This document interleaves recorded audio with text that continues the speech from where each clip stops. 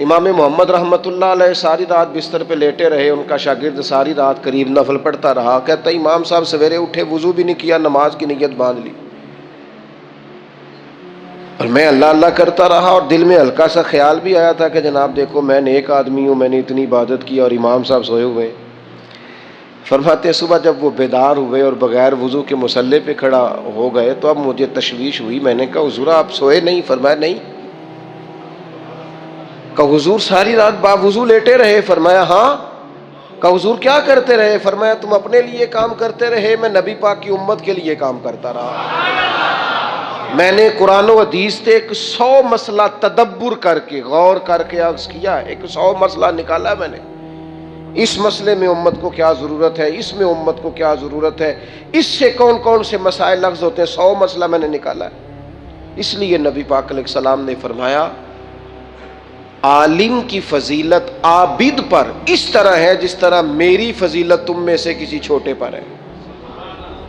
علم کو حضور نے درجہ عطا کیا، نبی پاک علیہ الصلوۃ والسلام نے درجہ دیا، اور قرآن مجید نے کہا قل هل يستوي الذين يعلمون والذين لا يعلمون، اے محبوب آپ ان سے فرما دیں کیا علم والے اور علم نہ رکھنے والے برابر ہو سکتے ہیں؟ یہ کبھی بھی برابر ہے۔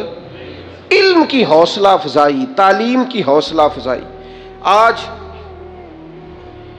مسلمانوں کا مسئلہ یہ ہے کہ مسلمان فروغ علم پر کردار نہیں ادا کرتے، ادارے نہیں قائم کیے جاتے، تعلیمی بنیادوں کو مضبوط نہیں کیا جاتا۔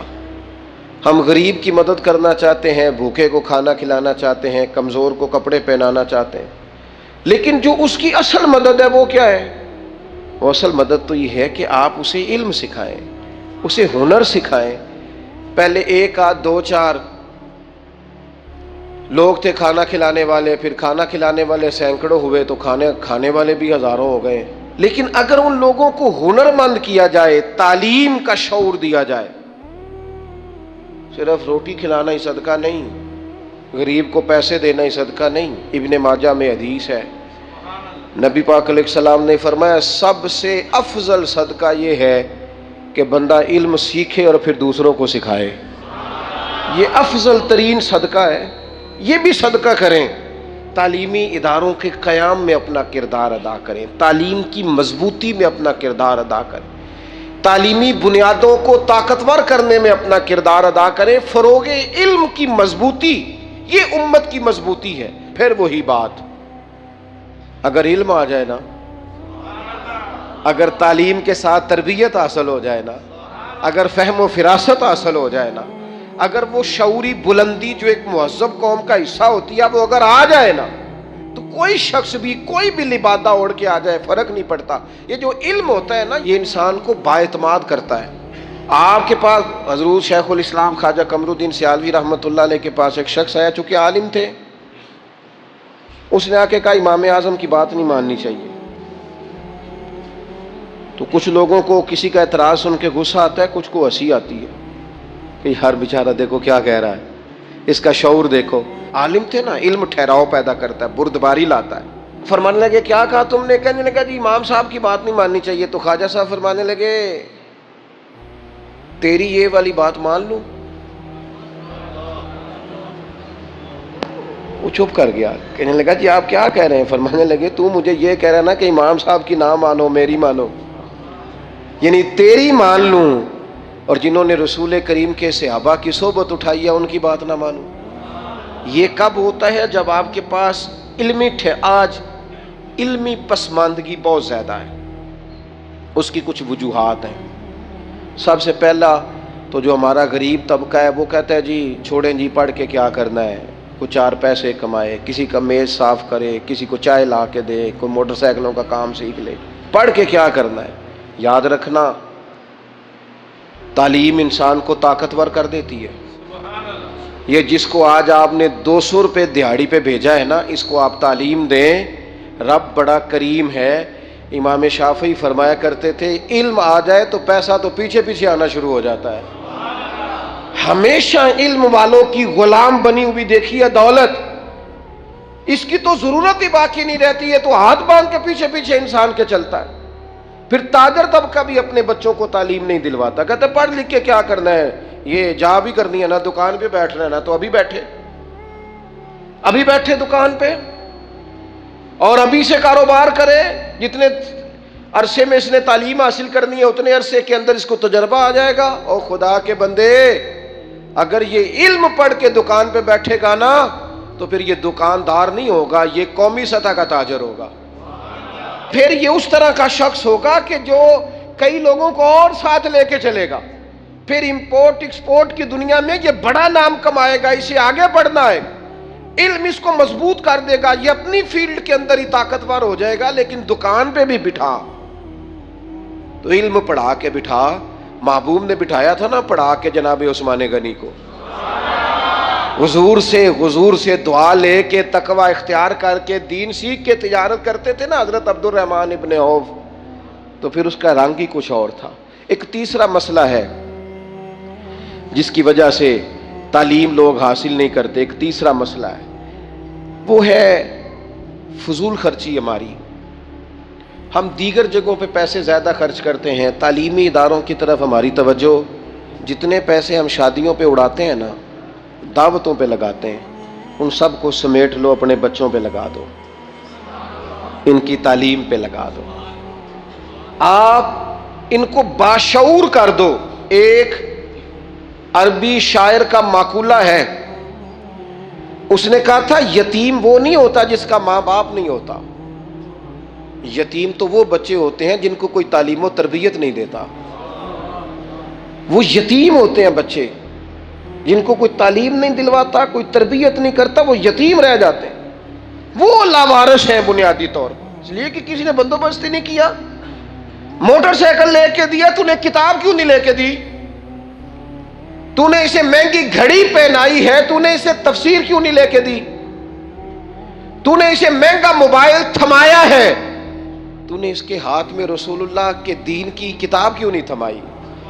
ہم نے فضول خرچیاں کی, ادھر کی ادھر کی, یہاں کی وہاں کی, لیکن اپنے بچوں کی تعلیم پر ہم نے خرچ تھوڑا کھائیں, سادہ کھائیں, سادہ لباس پہنیں, لیکن سرمایہ بچوں کی تعلیم پر لگائیں. اور میں ہمارے ہاں آج کل محفلیں ہوتی ہیں, آپ محفل کرانے والے سے کہیں اللہ خیر کرے, اس کے پاس 10 لاکھ بھی ہے, ایتھے بھی جلسہ کرنا ہے, اتنے بھی جلسہ کرنا ہے, اسے کہیں مدرسے پہ پیسے خرچ کرنے ہیں, کہنا دیاں گے تو 50,000 زکوٰۃ دائی تو بعد. کیا مطلب؟ اب میں تو تھک گیا ہوں اس کام سے. میں کہتا ہوں جلسے تو وہ تو مطلب محفلیں تو وہ ہو رہی ہیں اور ہوتی رہیں گی, لیکن یہ عجیب بات ہے نا کہ جلسوں پہ جانے والے مولوی نعت خواں پیر وہ امیر ہوتے جا رہے ہیں اور مدرسے غریب ہوتے جا رہے ہیں. سارا کچھ ہو رہا ہے, لیکن ہم وہ کام کرنے کو تیار نہیں جو اصل کام ہے, جس سے روح انقلاب برپا ہوگی. اس طرف ہماری توجہ نہیں. ادھر ادھر کا خرچہ جتنا مرضی کرا لیں. آپ دیکھ لیں کہ عرسوں اور قوالیوں پہ اور درباروں پہ اور کبوں پہ کتنا خرچ ہوتا ہے, اور مدرسوں پہ کتنا خرچ ہوتا ہے, کتابوں پہ کتنا خرچ ہوتا ہے. تو تعلیمی مزاج پیدا کریں, علم کو سپورٹ کریں, ہمیشہ تعلیمی اداروں کو سپورٹ کریں, اس طرف فروغ علم میں اپنا کردار ادا کریں. باقی نام و نمود کے لیے ادھر ادھر نکل جانا, ذاتی شہرت کے لیے کام کرنا, خدا را اس سے باہر آ جائے. اور ایک چوتھا سبب بھی ہے ہمارے بچوں کے نہ پڑھنے کا, وہ ہے جو طلبہ طالبات کے والدین ہوتے ہیں نا, وہ بچوں کی تعلیم پر توجہ نہیں دیتے, بچوں کے سرپرست غور ہی نہیں کرتے, خیال ہی نہیں کرتے. مدرسہ داخل کرا دیا ادارے میں بچے کو, پھر کبھی پلٹ کے پوچھا نہیں اس کی قابلیت کیا ہے, یہ کیا پڑھتا ہے. میں ہمیشہ دوستوں سے کہا کرتا ہوں مدرسوں میں بچے نہ داخل کرائیں, مدرسوں کے ساتھ وابستہ ہوں. آپ آئیں, اس کی معلومات کریں, اس کے بارے میں پوچھیں کیا پڑھتا ہے, کہاں پہنچا ہے, کیا کر رہا. لیکن یہ دلچسپی نہیں ہوتی, بلکہ بڑے احسان جتلاتے ہیں والد صاحب. ناراض نہ ہوئیے گا, والد کہتے ہیں جی مجھے تو کام سے فرصت نہیں. کون سا کام؟ سال کے بعد دوستوں کے ساتھ مری جانے والا کام. کون سا کام؟ ہوٹلوں پہ کھانے کا کام. کون سا کام؟ موبائل دیکھنے کا کام. کس کام سے فرصت نہیں اللہ ماشاءاللہ. میں تو بیزی رہتا ہوں, لہذا میں بچے کے پیچھے, تو کون جائے گا بچے کے پیچھے؟ کون خبر؟ میں نے پہلے بھی کہا تھا ہم نے اپنے بچوں کو سارا کچھ دیا ہے, اعتماد نہیں دیا. ان کے ساتھ تو کوئی شخص اگر ظلم زیادتی کر رہا ہوتا ہے تو وہ ہمیں بتاتے نہیں, اس لیے کہ والد تو اتنا غصہ کریں گے, کہاں بات چلی جائے گی, وہ تو بات سنیں گے نہیں. ہمارا بچہ ہمارا دوست ہو، وہ ہم سے اپنا دکھڑا تو کہہ سکے، اس کے اندر اگر کوئی پریشانی ہے تو والدین سے ڈسکس تو کر سکے، ان کو بتا تو سکے یہاں میں آزمائش کا شکار ہوں۔ لیکن وہ ہمارا مزاج ہی نہیں، ٹائم ہی نہیں ہمارے پاس، اتنا کون وقت دے کے بچوں کو یاد رکھنا۔ سب سے قیمتی سرمایہ اگر ہمارے پاس کوئی ہے تو ہماری اولاد ہے۔ میں ان خوبصورت مزاج کے والدین کو جانتا ہوں جو سالوں سے کسی دیہات میں رہ رہے تھے، پر ہجرت کر کے علاقہ چھوڑ کے شہر میں آئے۔ کس لیے آئے؟ میرے بچے پڑھ جائیں، ان کو تعلیم مل جائے۔ کس لیے انہوں نے ڈبل ڈبل نوکریاں کی؟ میرے بچے پڑھ جائیں۔ تھوڑا سا بچوں کے پیچھے آئیں، ان کی سرپرستی کریں، آپ ان سے پوچھیں کہ وہ کیا چاہتے ہیں، ان کے اساتذہ کے ساتھ اٹیچ ہوں۔ یہ بچہ ہے، نرم و نازک کومپل جو ہوتی ہے نا، اس کو کئی چیزوں کی ضرورت ہوتی ہے۔ پودے کو پانی بھی چاہیے، اسے مناسب نمی کی ضرورت ہے، اسے سورج کی تمازت کی ضرورت ہے، اگر اس کے ساتھ کوئی جڑی بوٹی آئے گی تو وہ کاٹنے کی بھی ضرورت۔ یہ ساری ضروریات بنے گی تو پودا بڑا ہوگا۔ ہم یہ کام ہی نہیں کرتے، بچوں کی سرپرستی نہیں کی جاتی۔ اور ایک پانچواں سبب ہے تعلیم کے عام نہ ہونے کا، وہ یہ ہے کہ تعلیم بکتی ہے، تعلیم کی تجارت ہوتی ہے۔ یکساں نصاب تعلیم نہیں، یکساں معیار تعلیم نہیں ہے۔ تین چیزیں ایسی ہوتی ہیں جو کسی قوم میں کبھی نہیں بکنی چاہیے۔ ایک قانون، ہر شخص کو اس کے دروازے پر انصاف ملے۔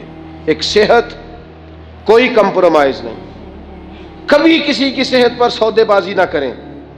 میں بڑے درد سے کہتا ہوں، صحت اور میڈیکل سے وابستہ لوگوں کے ساتھ تم جب کسی سے پوچھتے ہو نا کہ تمہارا علاج ہونا ہے، کتنے کو پیسے خرچ کر لو گے، جب تم یہ سوال پوچھتے ہو تو کبھی سوچتے ہو کہ اس جگہ اگر میرا کوئی اپنا ہوتا تو پھر بھی میں اس کی صحت پر تجارت کرتا؟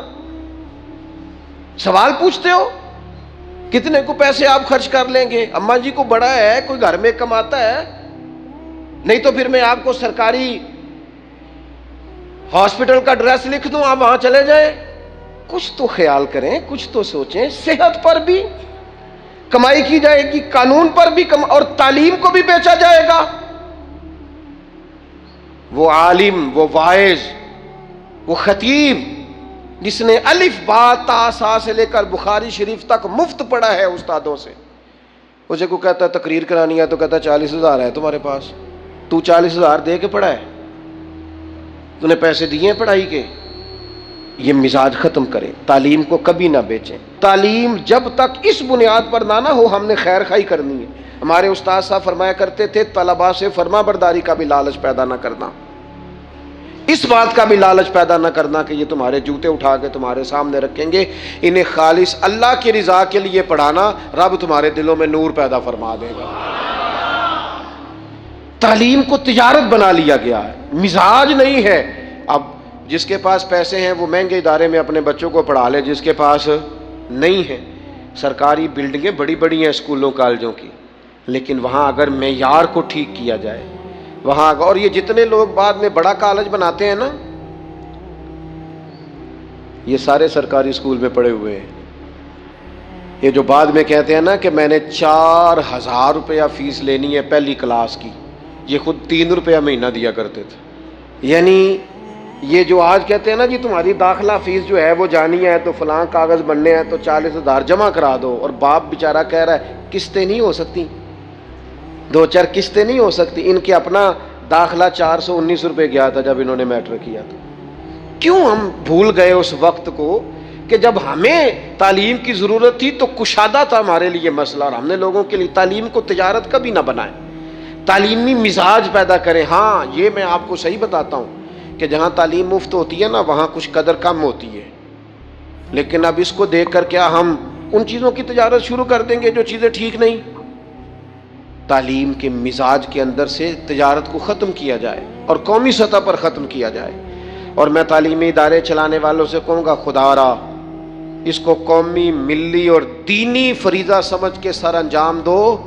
تم ان طالب علموں کی خدمت تو کر کے دیکھو، اللہ تمہارے دل کو راحت کتنی عطا فرماتا ہے، اللہ تمہیں سکون کتنا دیتا ہے۔ تم ان کے لیے آسانیاں فراہم کرو، بندوبست کرو، کوشش کرو، وسائل جمع کرو، جدوجہد۔ یہ بڑا مشکل کام ہوتا ہے، بڑا مشکل کام ہوتا ہے کسی کو جا کے یہ کہنا کہ میرے مدرسے کے ساتھ تعاون کر اور اپنی جو آپ کی پرسنالٹی ہے اس کو کمزور کرنا اور کسی کو تعاون کس کے لیے کرانا؟ ادارے کے لیے. اپنی شخصیت کو تھوڑا سا کمزور کر کے، لیکن کام بڑا اونچا ہے، ڈیوٹی بڑی اونچی ہے. تو اپنے مزاج کے اندر، اور سب سے اہم اور ضروری بات ختم کرنے سے پہلے ہم خود سارے علمی ذوق پیدا کریں. ہماری اپنی طبیعت ہو کہ ہم نے علم سیکھنا ہے. جب ہم خود علمی ذوق پیدا کریں گے، مزاج علمی بنائیں گے، طبیعت علمی بنائیں گے، تو آپ یقین کریں کہ خود بخود علم پھیلے گا. نبی پاک صلی اللہ تعالیٰ علیہ وسلم کے کبار صحابہ جو تھے، ان کا مزاج علمی تھا، ان کی طبیعت علمی تھی. حضرت سیدنا جابر ابن عبداللہ رضی اللہ تعالیٰ عنہ کو پتہ چلا، اب انہوں نے بھی حضور کے سامنے وقت گزارا تھا، ان کو پتہ چلا کہ مصر میں ایک صحابی ہیں حضرت عبداللہ بن انیس رضی اللہ تعالیٰ عنہ، ان کے پاس حضور کی ایک حدیث موجود ہے. تو حضرت جابر ابن عبداللہ نے نیا گھوڑا خریدا، اس پر آپ نے کجاوا ڈالا اور اسپیشل سفر طے کر کے نا تو مصر گئے. پہلے تو دروازے پہ دستک دی، تو باہر جو آیا اسے جا کے کہنے لگے، ان سے کہو جابر ابن عبداللہ ہیں مدینہ شریف سے. حضرت عبداللہ ابن انیس کو اندر جب خبر ملی، وہ آیا تو فرمایا جاؤ جا کے دوبارہ پتہ کرو، واقعی جابر بن عبداللہ میرے گھر آ گئے، جا کے پتہ کرو سماعت نے صحیح سنا ہے. تو باہر جا کے سنا، کہا جی وہ واقعی وہ دوڑے آئے، کہا جناب اتنی مہربانی. کہنے لگے مجھے کسی نے بتایا تھا کہ آپ کے پاس سرکار کا ایک فرمان ہے، اور جو میں نے نہیں آج تک سنا، تو لہٰذا میں وہ حدیث سننے کے لیے مدینے سے آیا ہوں. انہوں نے کہا جناب آپ تشریف لائیں، بیٹھیں، چائے پانی کھانا آرام. کہنے لگے نہیں یار، کھیتی باڑی کرنے والا ذمہ دار آدمی ہوں، ٹائم میرے پاس اتنا نہیں ہے، بس تو مجھے نہ میرے حضور کا وہ فرمان سنا. انہوں نے نبی پاک کی وہ بات سنائی، وہ پھر گھوڑے پہ بیٹھے اور مدینہ طیبہ تشریف لے گئے. آپ میری بات کو سمجھیں، یہ جب ہمارا مزاج ہوگا نا، یہ ہمارا مزاج ہوگا. ہمارے ہاں چونکہ جمعے والے دن مفت بیان ہوتا ہے، لہذا بیچارے خطیب صاحب کوئی ڈیمانڈ نہیں کر رہے ہوتے، صرف اتنا کہہ رہے ہوتے ہیں ٹائم پہ آ جایا کرو، کچھ نہیں، صرف ٹائم پہ. لیکن وہ ٹائم پہ کیا آنا ہوتا ہے، بعض مساجد میں میں نے دیکھا ہے جو آ جاتے ہیں وہ بڑے پریشان ہوتے ہیں، وہ بیچارے گھڑیاں دیکھ رہے ہوتے ہیں کہ مولانا صاحب آپ حدیثیں سنا رہے ہیں اور اتنا ٹائم آپ نے لگا دیا، میں تو مصروف بڑا ہوں. مطلب آپ کی روایتیں سناتے سناتے اگر 15 خبریں رہ گئی تو وہ تو پتہ نہیں ملک میں کیا ہو جائے گا. آپ کے خبریں سننے، دیکھنے، تبصرہ کرنے سے کوئی انقلاب آنے والا نہیں ہے. اپنی زندگی میں مزاج علمی بنائیں، ذوق علمی بنائیں، جو سیکھیں اسے یاد کریں، اسے لکھیں. لوگ آتے ہیں نا اکثر فرماتے ہیں، تو میں ان سے کہا کرتا ہوں کہ تقریریں ہم نے بڑی سن لی ہیں، اب تو انہیں یاد رکھیں، آگے پھیلائیں اور ان پر عمل کریں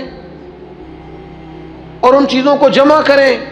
ایک کاغذ قلم ہونا چاہیے نا، جو بندہ سنے اسے لکھے، اس کے پاس اپنا لکھا ہوا ایک ذخیرہ بن جائے.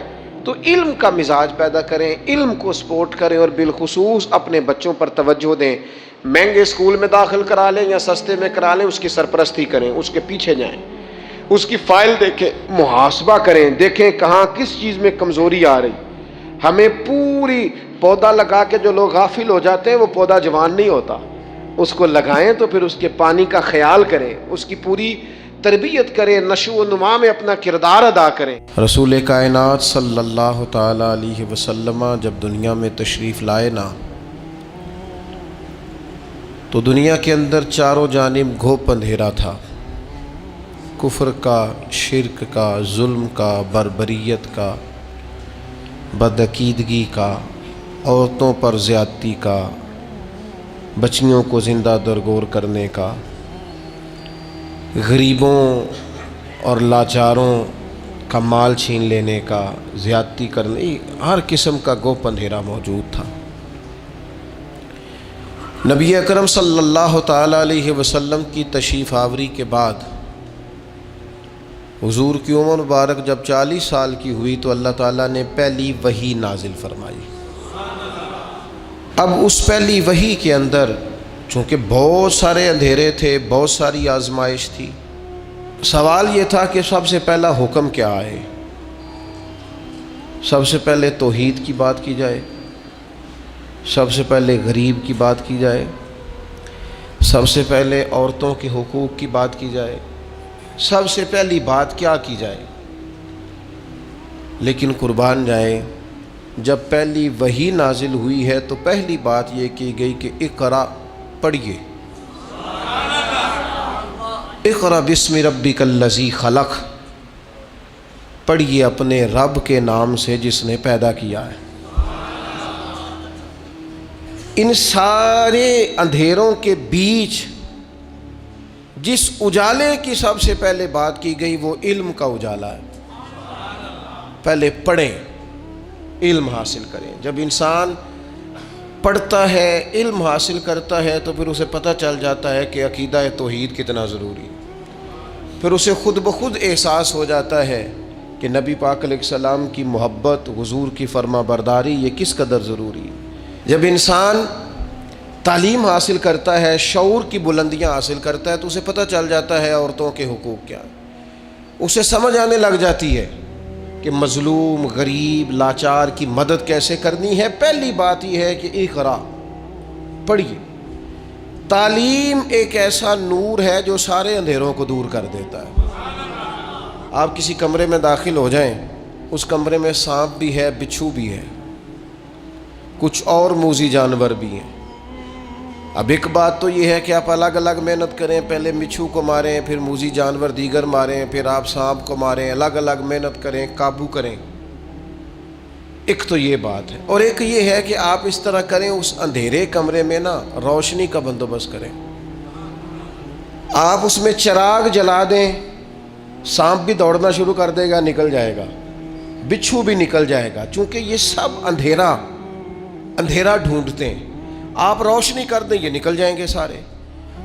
علم کی روشنی آپ دنیا کے اندر پیدا کر دیں، اندھیرے ویسے ہی سارے دور ہو جائیں گے، اندھیرے دور ہو جاتے ہیں۔ شرط کیا ہے؟ اقرأ بسم ربک الذی خلق، پڑھیے اس رب کے نام سے جس نے پیدا کیا۔ تعلیم جب انسان اپنی زندگی میں لے آتا ہے، اور تعلیم جب انسان حصول کی کوشش شروع کر دیتا ہے، میں علم کی تقسیم دو طرح سے کیا کرتا ہوں۔ میری رائے ہے کہ علم دو ہیں، ایک علم خالی علم ہے اور ایک علم نافع ہے۔ ایسا علم جو شخص حاصل کرتا ہے جس سے کوئی نفع حاصل نہیں ہوتا تو اس علم کی کوئی ضرورت نہیں، لیکن وہ علم جس سے نفع حاصل ہو، وہ دینی علم ہو یا کسی ہنر کا علم ہو، کسی ٹیکنالوجی کا علم ہو جس سے انسانوں کا فائدہ ہو، وہ سارے علوم جو فائدہ مند ہوں وہ علم ہیں۔ مولانا صاحب بڑے عالم ہیں، بڑے فقیہ ہیں، بڑے زبردست ہیں، بات بڑی مضبوط کرتے ہیں اور استدلال بڑا عمدہ کرتے ہیں اور قوت استدلال بڑی رکھتے ہیں، لیکن اگر مولانا کو مائک چلانے والا مائک ہی نہ چلا کے دے اور بنانے والا بنا کر ہی نہ دے تو بات آگے پہنچائی جا سکتی ہے۔ تو یہ جس بندے نے اس کا علم حاصل کیا، اس کا علم بھی علم نافع ہے، اس نے بھی فائدہ کیا ہے۔ مدرسہ قائم کیا جائے گا، اس میں تعلیم کی بات ہوگی، ویسٹ کوٹ پہن کے مولانا ہی بیٹھیں گے پڑھانے کے لیے، لیکن جس نقشہ نویس نے اسے بنایا ہے نا، مرتب کیا ہے، کس طرح کا بنانا ہے، اس کا علم بھی علم نافع ہے، اس کا علم بھی فائدہ مند ہے۔ جس شخص نے، معمار نے، مستری نے یہاں اینٹیں لگائی ہیں، کام کیا ہے، جس نے نگرانی کی ہے، اس کا علم بھی علم نافع۔ ہم ایک دوسرے کی ضرورت کو محسوس کریں، اور جتنے بھی علوم لوگوں کے لیے فائدہ مند ہیں ان سب علوم کی اہمیت کا اقرار کریں، اور پھر دنیا کے اندر سفر کریں تاکہ مسلمانوں کی آنے والی نسل علوم والی ہو، علم و حکمت والی ہو۔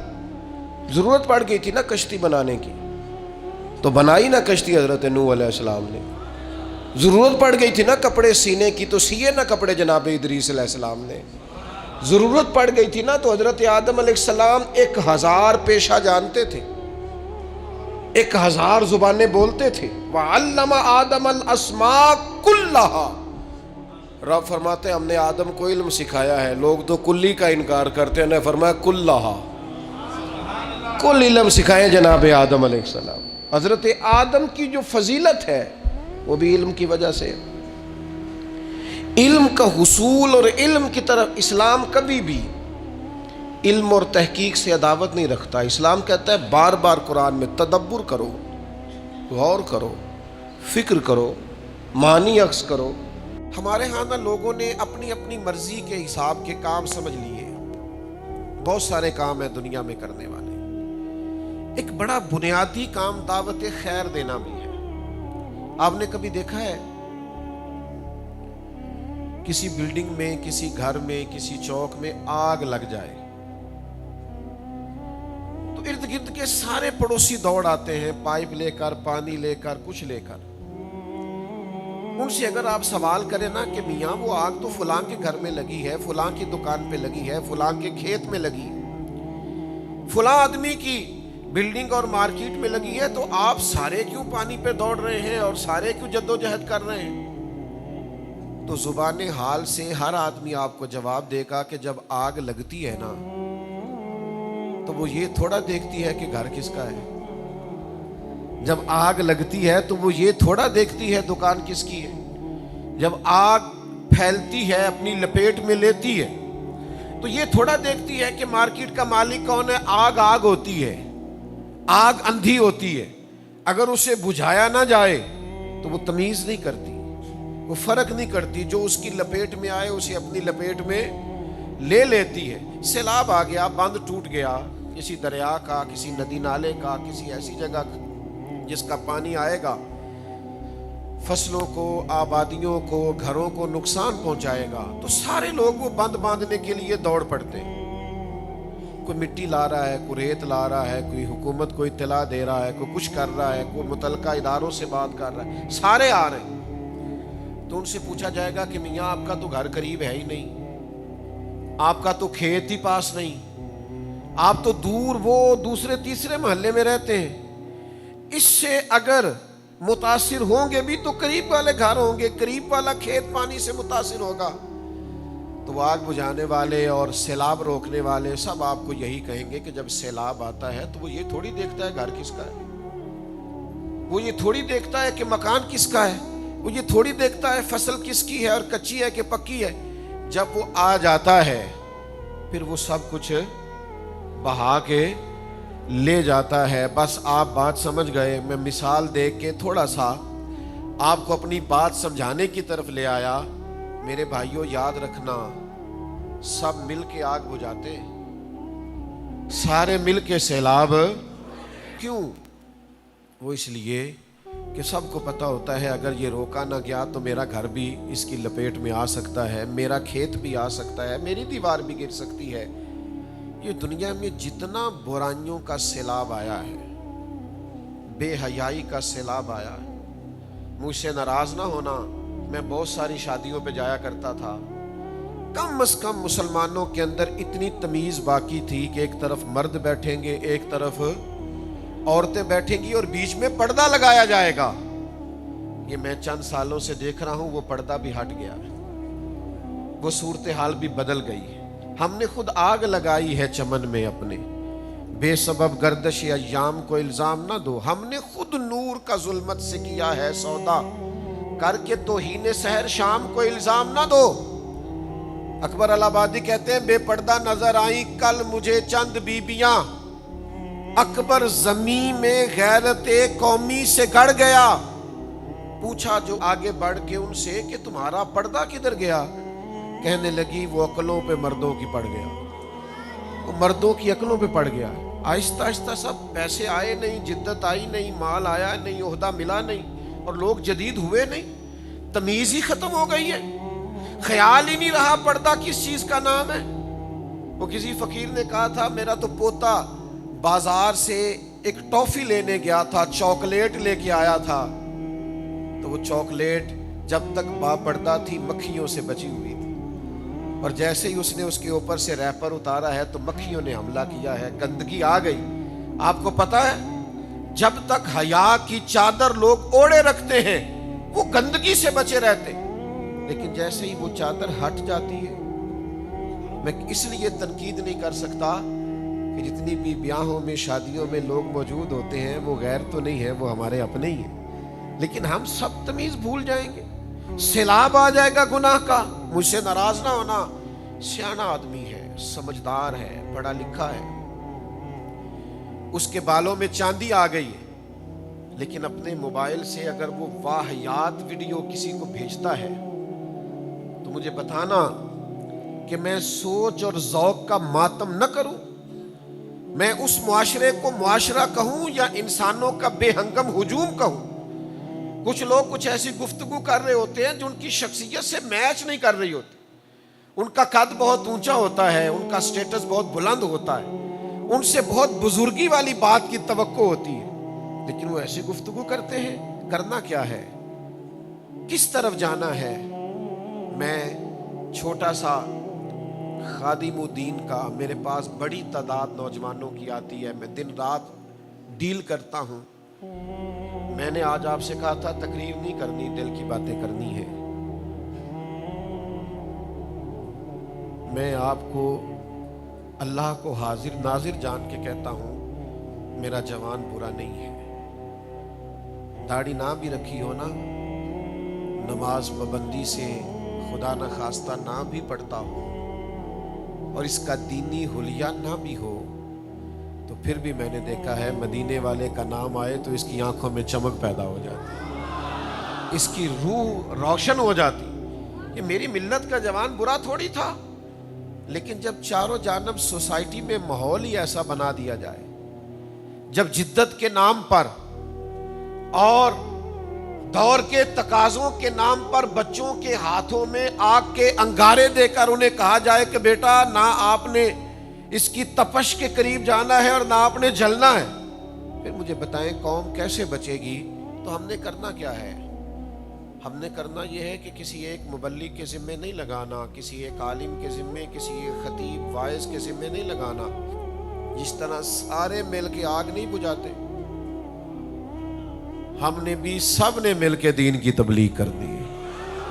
جس طرح سارے مل کے سیلاب نہیں روکتے، بالکل اسی طرح سب نے مل کے، ہو سکتا ہے کسی سے ایک آدمی مشورہ کرتا ہو تو کسی سے 100 آدمی مشورہ کرتے ہو، تو کچھ نہ کچھ لوگوں میں تو ہم اثر رکھتے ہیں نا.